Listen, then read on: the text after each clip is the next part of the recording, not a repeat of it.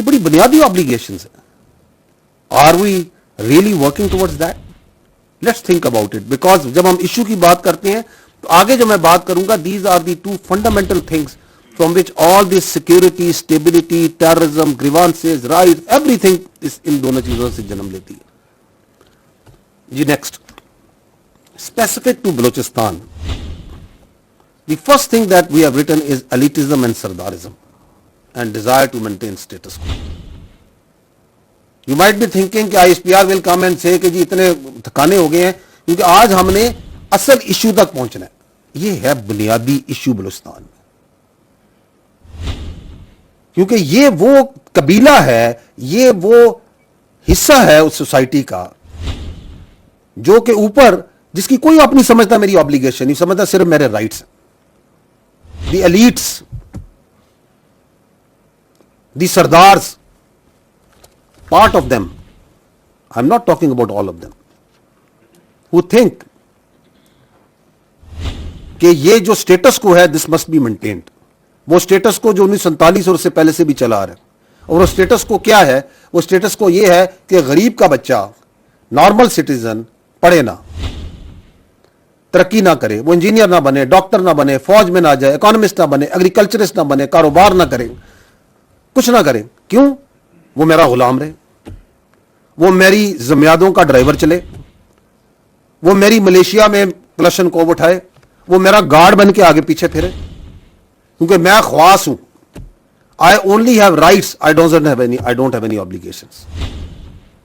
So they are the prime movers of this terrorism, because they are afraid. They are afraid that the times are changing. And the more afraid they are, the more anxious they get, the more kinetic they get. The second issue is the desire for appeasement. इसी से जुड़ा हुआ है कि हम दहशतगर्दी करवाएंगे, हम दहशतगर्दी के बारे में बात करेंगे, हम ये कहेंगे कि बलूचिस्तान तो हाथ से निकल रहा है, क्या हो रहा है, आए हमसे बात करें, टॉक विद अस, हमें अपीज करें जिस तरह आप पहले करते आ रहे थे. No more, we don't want to talk to you, we will talk with the actual stakeholder which are the people of Balochistan. You are not the actual stakeholder. You are only stakeholder in your own personal and in your own family's fortune, not in the people of Balochistan. ये उन्हें problem कि हमें क्यों नहीं appease किया जा रहा, हमारे आके पैरों को हाथ क्यों नहीं लगाया जा रहा, हमसे बात करें. क्योंकि उन्हें तो ये आदत है कि ये लेवीज की जो फोर्स है ये मेरी सरदारी, मेरी जाती फोर्स है. Because what I am saying, what we are telling you is actually they have been manifesting that on ground. कि इसमें मेरा हिस्सा है, 1000 बंदा मेरा, 500 बंदा मेरा, 400 बंदा मेरा, आधे बंदों की तनख्वाह मेरे पास, बाकी जो 200, 400, 500 है वो मेरी और मेरे खानदान की हिफाजत के लिए गार्ड ड्यूटी करेगा. So if once you start turning that Balochistan levies into police force, so they have a problem. They have a big problem. उनको तो आदत है कि ये कारोबार के नाम पे, सो कॉल ट्रेड के नाम पे हमने स्मगलिंग करनी है, हमने नार्को लानी है, हमने डीजल लाना है, हमने उसको 6 गुना 7 गुना कीमत पे बेचना है.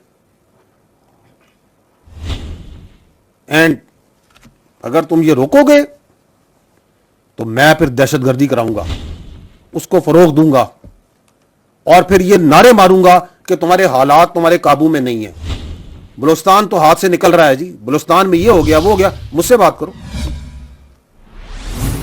खोलो मेरे परमिट, मेरी भर्तियां खोलो, ये जो 1000 अरब से ज्यादा बजट मिलता है इसमें से मुझे हिस्सा दो. No more, you are not the stakeholder. The money will go to the people of Balochistan and I will tell you, will talk about in detail. The third issue is the external power play. Now there the elitists and the Sardaris have a common agenda. Who are these external powers? You know better. What is their interest? Very clear interest. They know कि बलूचिस्तान की एक geographical location है. They know that Balochistan is blessed with not only a very vibrant, very progressive human resource, but also with natural resource. उसकी एक blue economy है, उसकी एक agriculture है, उसके पास अल्लाह ताला ने दुनिया की हर नेमत दी है. They know the potential of Balochistan. They know that the Balochistan, if rises, the whole of the Pakistan rises, the region rises. So they have a problem. So they get physically involved through these terrorists, those Fitna Hindustan and Fitna al-Khawarij, and they find ready partners in this elitist and Sardars, who are also afraid of the changing times. उनको तो वही सरदारी निज़ाम चाहिए, उनको वही गुलाम चाहिए, उन्हें वही मुलाजिम चाहिए, उन्हें वही अपनी ज़ाती जेलें भी चाहिए, उन्हें उसी तरह का इस्तेसाल चाहिए जो उन्होंने अपने बाप दादा के ज़माने में देखा था.